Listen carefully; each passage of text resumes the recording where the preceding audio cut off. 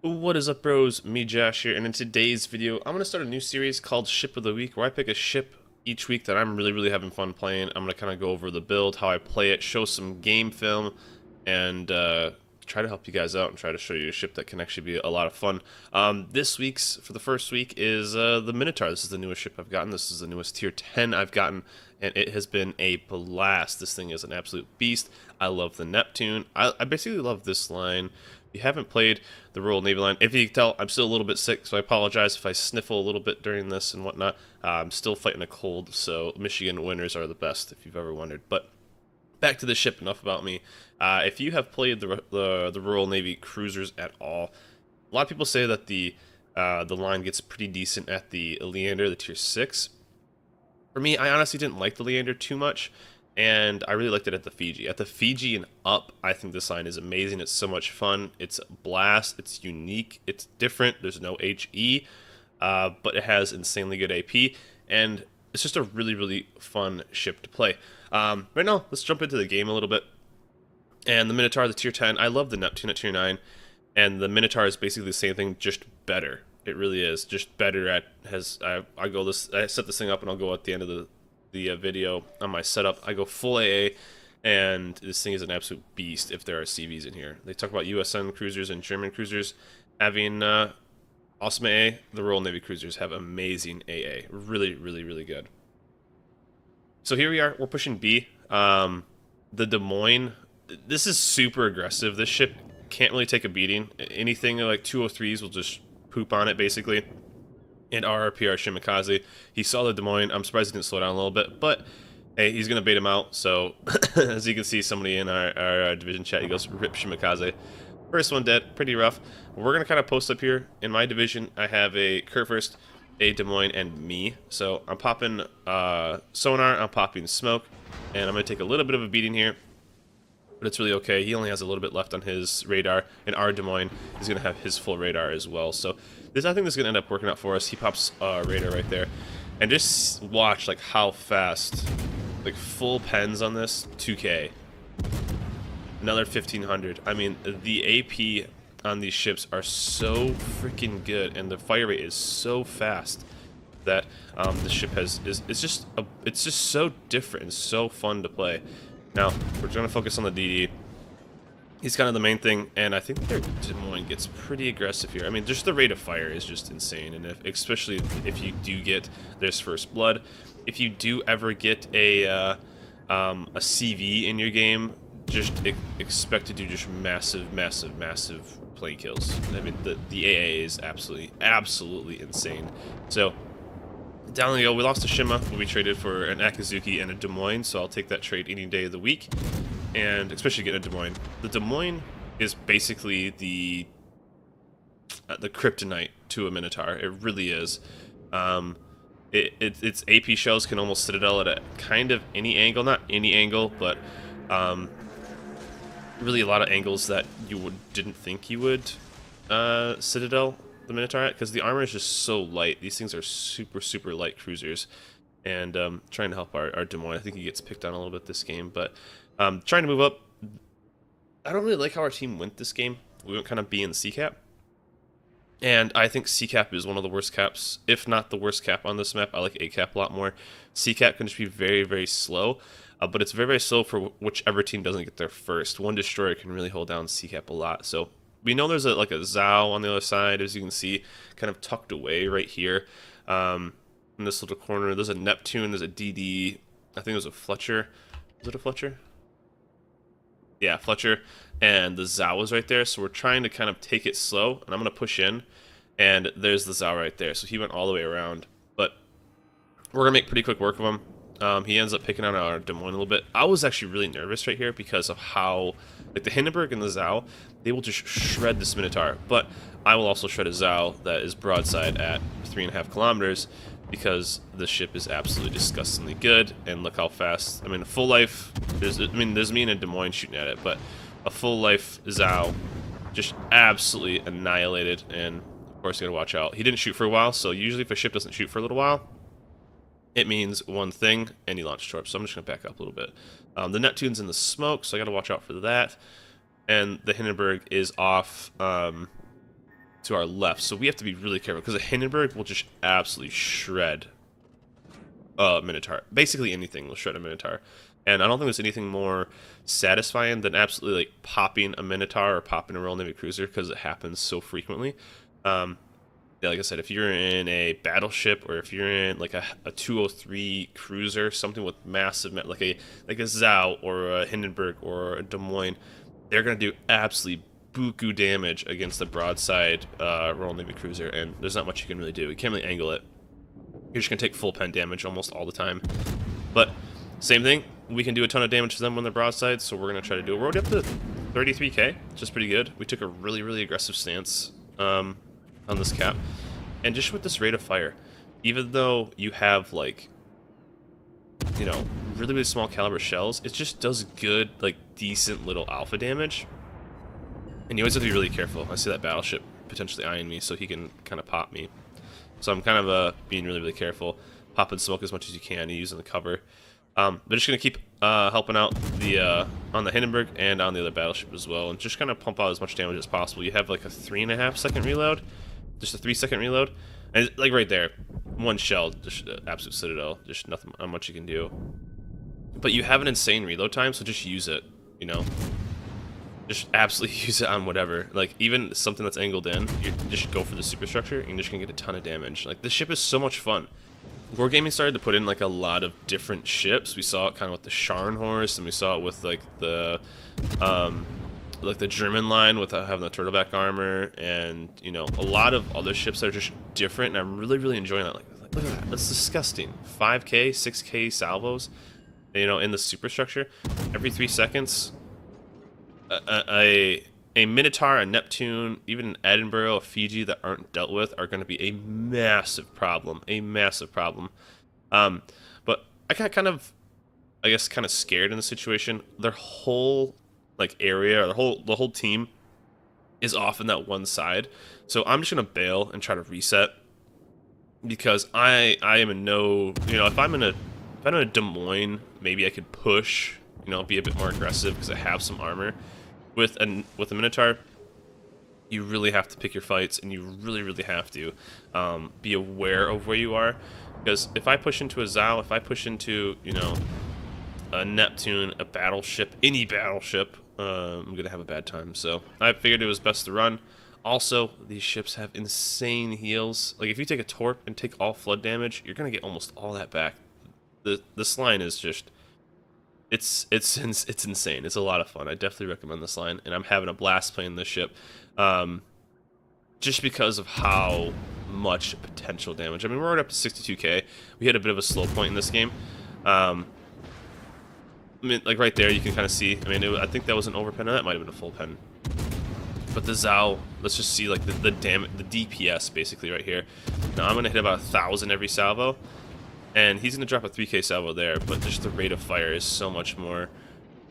I'm just going to start getting some range on this guy. But, I mean, this is the downside of this line as well, is just something's just going to straight alpha damage you, like, over time. So, I decided, hey, he's in a better spot. He's got that insane Zhao armor. I'm going to kind of just bail and work on the Shimakaze, and then just like that, 2k into the Shimakaze. So, we'll focus on the DDs, trying to get those out, and then we'll try to hopefully round up and get into some better positions.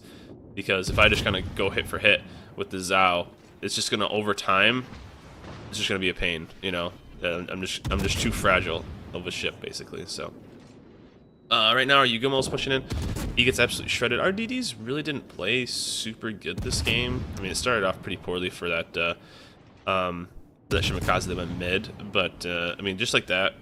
Kind of, I guess, some bad map awareness for our DDs, but that's alright.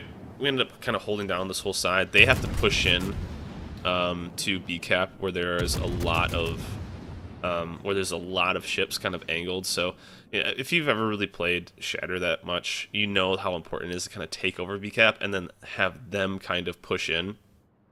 But we held it down, and we're kind of good. We are losing BCAP though.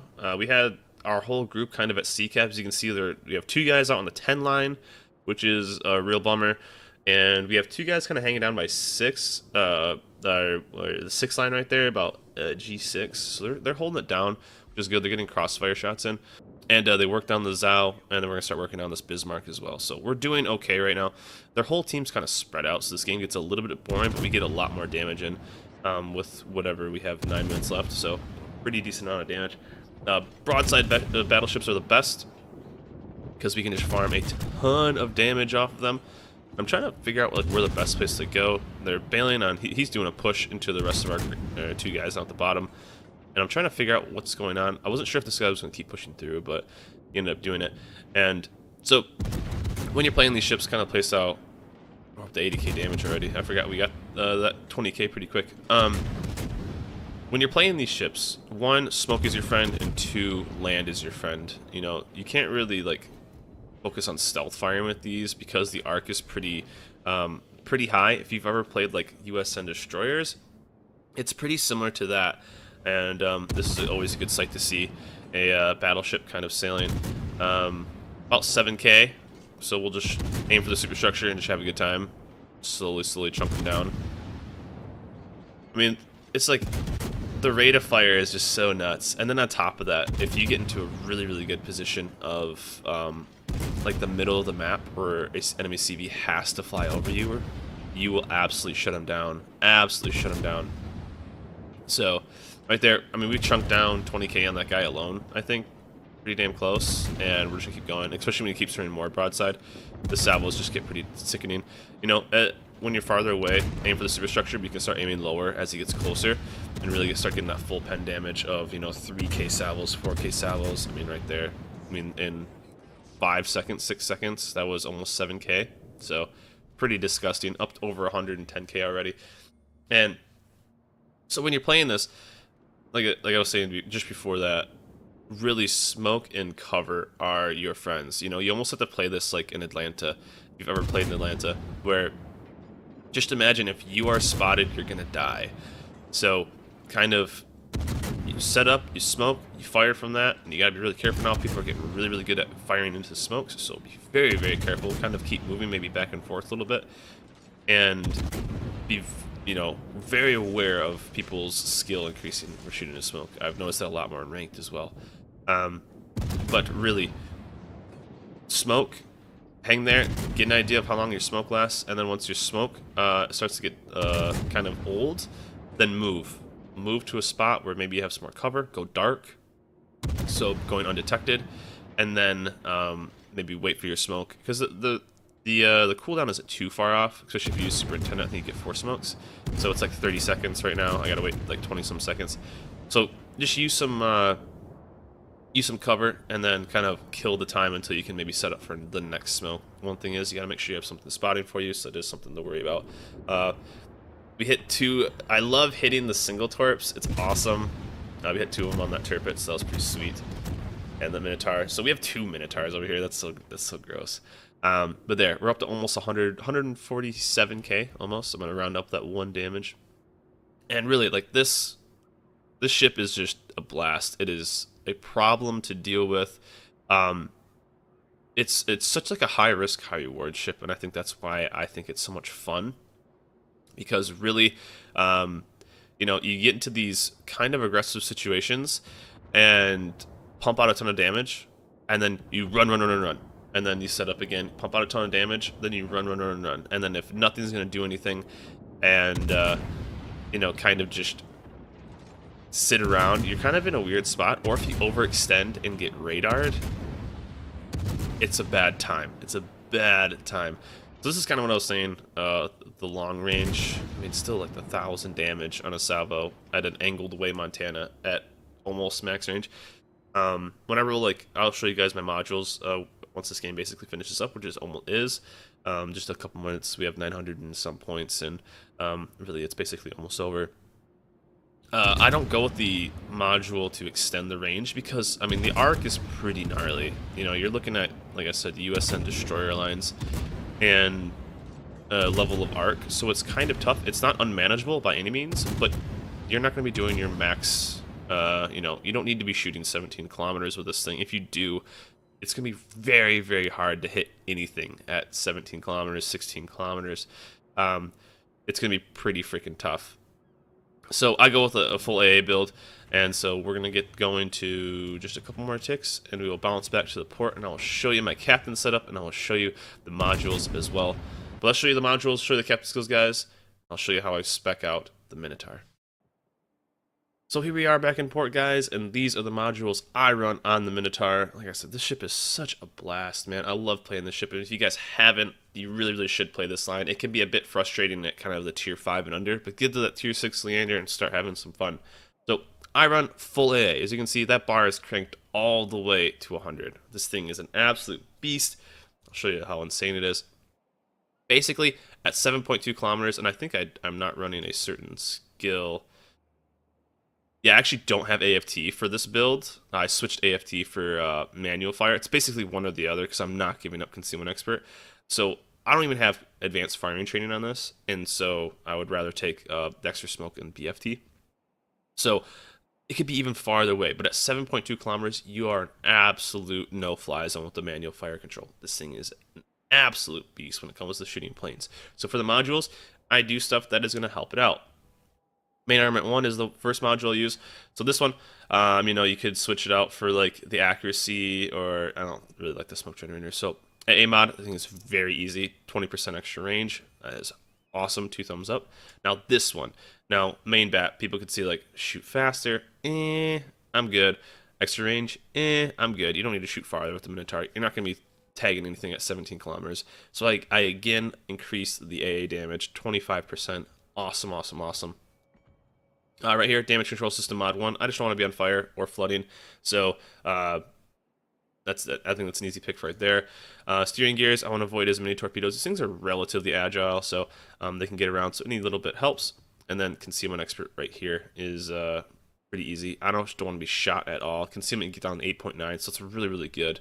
You can almost outspot some Khabarovs or Uduloys and stuff like that. It's kind of funny.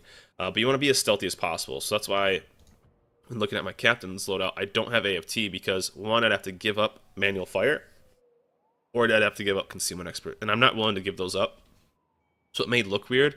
I have like this quote-unquote full AA build, and I take advanced firing training, or I take manual fire training. So right here, I remember I played around. This is kind of, I'll show you what I'd probably end up changing. So I went priority target. I like the skill a lot. I'm going to stick with it. A lot of people like preventive maintenance too, which is awesome. I played around with Jack of all trades to see if I'd notice it. I'm not really noticing it that much. This is kind of like a test build with Jack of all trades to help with quicker smokes. I just didn't really notice it that much. You know, you get faster smokes, you get faster heals, and that's all, you know, sonar, and that's all good stuff. I think I would just go with adrenaline just to pump out more damage. So I'd probably switch up Jack of all trades for adrenaline. But I'll maybe give this a few more games to test out to see if I really like it. It's mainly to get faster smokes out. 2, I went with Smokescreen Expert. I actually like this. People are getting better at shooting in smoke, so that means I need to move more in my smoke. And if I can help my teammates out by making bigger smoke clouds, I like this. This is probably a skill a lot of people won't even think about taking. A lot of people think this is kind of a waste. I like this at 2 points. I really do. And you get to kind of like an awkward at 17 points with a lot of builds, and you just kind of have a random 2 points to throw it in. My random 2 points would have been Jack of all trades, but I'm actually liking Smokescreen Expert. I like this. I can hide on a battleship with me. I can hide a couple more cruiser friends with me. I actually like this skill, and I kind of recommend it for the Royal Navy line. I really, really do. First, I grab Superintendent. You want that extra smoke. The extra heal is awesome. The extra sonar is awesome, but mainly the extra smoke can be a lifesaver. And like I said, you have to be waiting for that smoke to then start doing more damage a lot of the times. So Superintendent is definitely awesome to pick up. Those heals are awesome, and sonar is awesome. At 10 points, pick up Concealment Expert. I really like that. It's a beast, and it gets you down to 8.9 kilometers, so it's very, very, very good. You don't want to be spotted at all. So at 13 points, I'd probably go back and pick up BFT. You could at 14 points pick up Manual Fire already. I guess this is kind of up to you on what you think would be better. And BFT, I like it. Just the extra 20% is just really, really good.